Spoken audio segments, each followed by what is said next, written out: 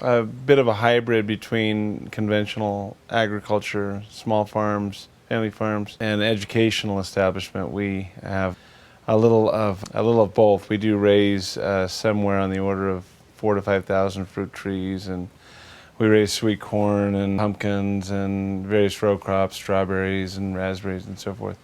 We don't really, nor would we ever think that we could actually provide a living for the number of people that we actually do just by selling produce. So you wonder what it's like to run a small farm. We really don't run a small farm. We do raise crops, and we use them as loss leaders to educate people about farming and about American history. We're a very unconventional small farm as small farms go. So we have the challenges of dealing with Mother Nature and bringing in a crop and trying to sell it, but we really mix that with our education products, which are Revolutionary War reenacting and Civil War living history and living history balls and dinners and that sort of thing. So our primary income really is using the backdrop of a farm to educate kids about the Revolutionary War. And people ask, well, what does farming have to do with war reenactments? And I think maybe the easiest way to illustrate the connection, years ago I was reading some transactions between living historians online, and they were Civil War reenactors, and they were talking about various places they had reenacted the Civil War. And one of them said that he knew he had hit a new low when he had flanked the baseball diamond for the 5th time. Because reenactments that take place in places in parks or in near town halls, that sort of thing, or in suburban environments, of course, don't really look like history because battles took place on farms. I mean, every major battle of American history on continental soil was really on a farm. Bunker Hill was, Breed's Hill was a farmer's pasture, Gettysburg was farm country, and Saratoga was farm country, and really, major American battles took place on farms. So we early on agreed to do Civil War reenacting because they looked at our farm, at the landscape of it, the breadth of it, and they said this would be the perfect place to reenact a battle from the Civil War. And even people like Steven Spielberg agreed and did movies like Amistad here, and we did lots of work for the History Channel and Discovery Channel and that sort of thing. So farming and education are a good mix for us. American battle history really doesn't take place in municipal parks with neat manicured lawns and little blacktop trails. It really occurred on farms, and so we were approached years ago by some Civil War reenactors to do battle reenactments, and it was a perfect environment to reenact things like Gettysburg and the Revolutionary era Saratoga and Bunker Hill, Breed's Hill, because that's all farm country. And so we basically are a trial and error farm in some ways. We try lots of different things. We do living history dinners. We do a large variety of many activities out here at the farm to help supplement all the growth of the apples and vegetables and produce. If we were just to sell the produce alone, we'd have a very difficult time making a living. So we supplement that with programs like we show kids how to make butter, come out and press your own apple cider. In October we even do a little bit of pumpkin cider. You can go out, pick yourself, bring it over to the cider press and just throw it in and have some fun. So we make most of our revenue off of these side programs, not actually off the produce. It's very difficult on a farm in America to make a living by selling produce. We are a farm, and a lot of what we do is seasonal, and right now we're getting ready to go into our apple season, and we're getting all the things ready for that. We have to know what the price of the apples are, what the different apples are that are coming ripe. I think right now we've got the Ozark, the Lodi, the Royal Gala, things like that. There's all these different kinds of apples I've never heard of until I started working here. So been learning a lot about all the different kinds of apples. But just getting everything ready for the start of apple season, where we'll start having thousands, literally thousands of people here on a fall Saturday. Being prepared for that, having people to marshal traffic, get the cars parked, make sure people go to the right orchard and they're not picking green apples and they're not falling in a pond somewhere. So there's a lot that goes into that in getting us ready for the different fruit seasons. We also have our berry season. That doesn't require as much, but we have berries for about 2 months, and making sure that People pick the good berries, not the green ones. It's a constant, not battle, but it's just constant learning for all of the customers we have here to come in and find out how to really pick an apple. You don't just pull, you lift and twist. Now, it's definitely a lot different working here at a farm than it is working in a big corporate office where most architects work behind a cubicle or at a desk. My office is tucked away back inside a 1880s barn. I remember the first month I was here, my barn office back there is one of the few ones that has any heating in it, because I went out and bought some heaters, and we had some chicks hatch from the hens that first month. So they came back and they brought a box of chicks, newborn chicks, back and set them in my office to keep them warm while I'm working away at my computer trying to come up with building designs. So that's definitely something you might not experience at other larger companies. So it's really a unique experience working out here. We'll bring up Civil War reenactors, and everybody is dressed in antebellum clothing, and we have war brass bands, and our guests pay to be part of a dinner in the past. So that's one of our more popular programs. We have Sleepy Hollow, which is a celebration of Washington Irving, timeless tale of romance and hijinks. We try to bring people into the past, into the simplicity of the past, and we find that our customers who are trapped in suburban and urban environments like to be out in a place where there really are no fences, and there's lots of neatly laid out orchards and pumpkin fields and very few fences, and they're willing to pay for those spaces by, buying dinner from us or buying Americana, quill and ink sets and paper and, looms and that sort of thing, and period clothing. But mostly, I think what our mainstay has been is reenacting the Revolutionary War for school children. Out here in California, there's not very much Revolutionary War living history. Even in the reenacting community, there's not very many reenactors who take that as their hobby, as their era.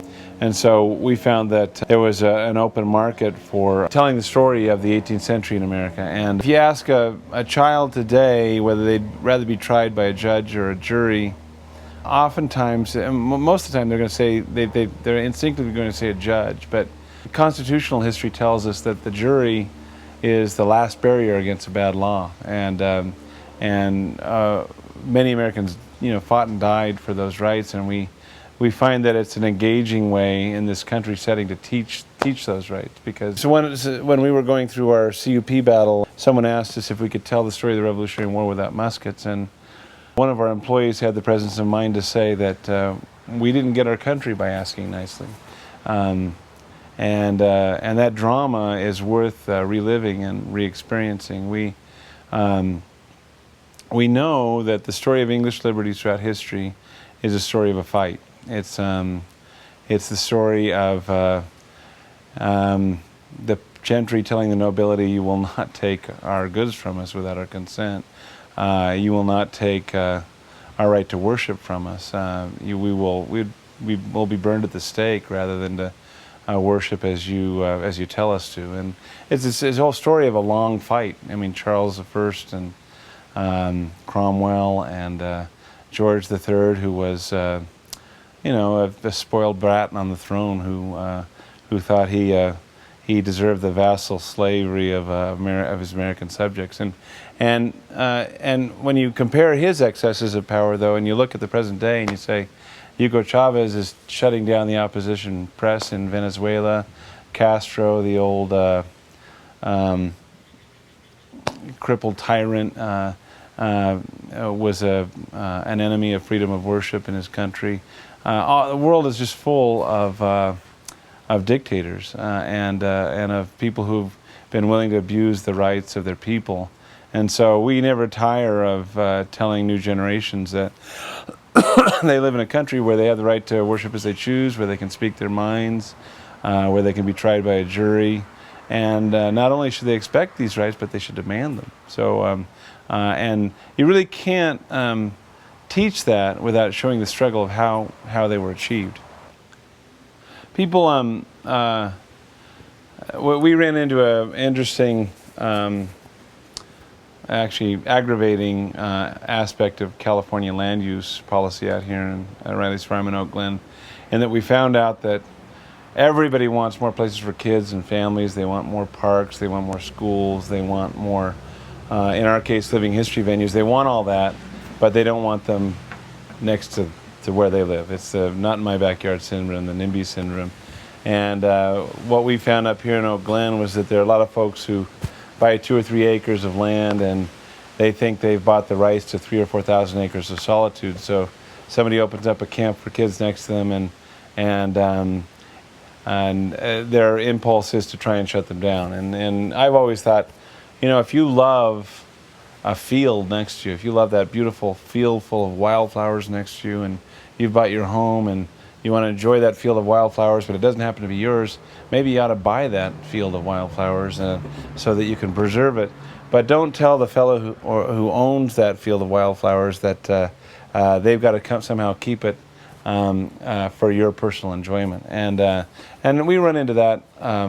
We ran a lot into our struggle in establishing a living history farm for families, because when you open up a farm like this to the public, you create an attraction. There might be as many as 10 or 12 buses full of school kids that come up here in a day. And if you talk about an environmentally sensitive way of bringing people to Oak Glen, a school bus is about as good as they get. I mean, you put everybody in one vehicle, you drive them up the hill. You don't create a Disneyland monstrosity of a whole parking lot full of cars. And so we felt it was a pretty environmentally sensitive and a culturally sensitive thing to do, because we were educating kids, we're paying for the farm, and we thought it was win-win. But they're kind of a small cadre of people competing business people and neighbors who really don't like people, truth be told.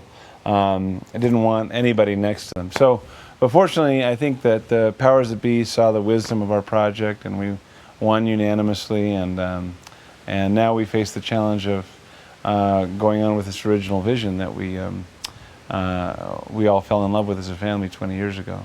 And no one has written the book, really, the textbook on how to run a living history farm or how to run a living history venue. My personal feeling is that if you look around the country and you see places that preserve American history, they tend to be run by docents, by nonprofit museums. And a lot of them are great, but a lot of docents and a lot of nonprofits don't have the impulse to please the customer the way a for-profit business does. And we're very proud of the fact that we're a small family business, we're for-profit, and that means that all of our staff is trained to love and respect the guests, to appreciate them as members of their family. So, I get a little emotional because we fought pretty hard for the farm. And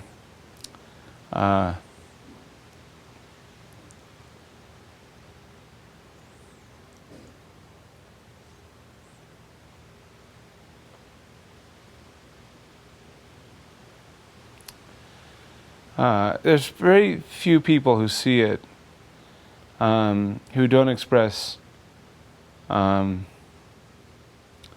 appreciation for it. To everyone up here in Oak Glen who attempts to open their place to the public. But it's a very daunting thing. I mean, one person trips and breaks their leg, and you have to deal with personal injury attorneys. You have to deal with regulation of a sort that's just frankly obscene in California. I mean, when we were applying for our permits, one of the potential requirements was a visual impact study. And a visual impact study is, you pay some civil engineer out of college to drop an expensive $8,000 or $9,000 study on how your project was going to visually impact the community. And I told him, I said, that's nonsense. This is a barley field. This is a New England meeting house. This is a cider barn. I'm not going to do a visual impact study so that I can line the pockets of some civil engineer and make the bureaucracy happy, And I think that there's a lot of regulation that has merit. I mean, certainly fire safety and you know, public health for serving food and so forth. But there's a lot of hyper-regulation in California, and I don't think it has anything to do at all with public safety. It has something to do with giving the bureaucracy something to do, and giving a patronage system to politicians who want to give away taxpayers' money to keep their constituency happy. So I think that we're always up against that. There's always a fight, I think, between good and evil. We represent good. The other side is evil as far as I'm concerned. And I don't care who knows it.